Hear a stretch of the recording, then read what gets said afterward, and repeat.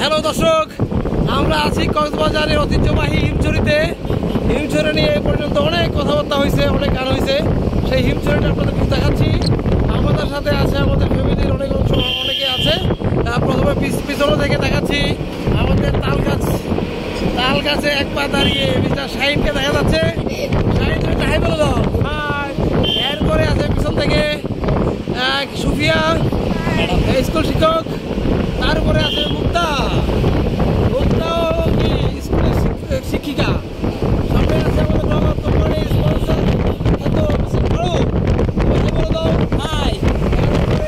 আমাদের নেত্রী, আজকের দিনের দুপুরবেলা স্পন্সর মহিলা নেত্রী